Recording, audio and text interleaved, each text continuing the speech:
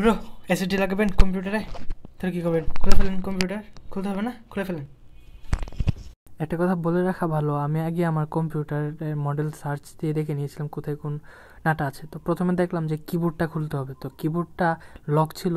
তো টেস্টার দিয়ে একটু মানে লকটা খুলতে দেওয়ার পরেই খুলে গিয়েছে। দেন আমরা কিবোর্ডের নিচে কয়েকটা নাট পাই, সেটা খুলে ফেলি। খুলে ফেলার পরে কম্পিউটার উল্টে কম্পিউটার যতগুলো নাট ছিল সবগুলো নাট খুলে ফেলেছি। এখানে এসএসডিরও নাট ছিল, এসএসডির নাটটিও খুলে ফেলেছি। দেন আমরা চেষ্টার দিয়ে এই যে লকগুলা খোলার চেষ্টা করি। দেন পরে দেখি এক দুটা নাট পিছনে বাকি রয়েছে, দেন খুলে দেখিয়ে রাখা ভালো। আমি এখানে একটা লক ছিল, ওটা টেস্টারতে চাপ দিলেই ঢুকে যাচ্ছিল আর খুলে আসছিল। 3টা লক ছিল মনে হয়, তাই দেখিয়ে দিলাম। যদি না খুলতে পারেন তাহলে তো আবার সমস্যা। তো খোলার পরে টান দিলে খুলে চলে আসে। দেন নিচে লাইনটা আছে, তো এটা টেস্টার বা নখ বড় থাকলে টান দিলে খুলে যাবে। আর হ্যাঁ, একটা জিনিস, আপনার কম্পিউটার মডেলের নামটা একটু সার্চ দিয়ে দিন যে আপনার নাটমুট কোথায় আছে, কোন দিক দিয়ে খুলতে হবে। যদি ধারণা না থাকে দেখেন না।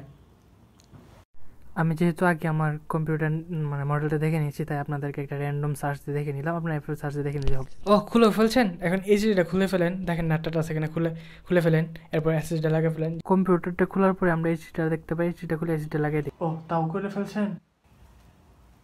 হাই রে, তাও করে ফেলছেন। বুট করবেন কীভাবে, মানে উইন্ডোজ দিবেন কীভাবে?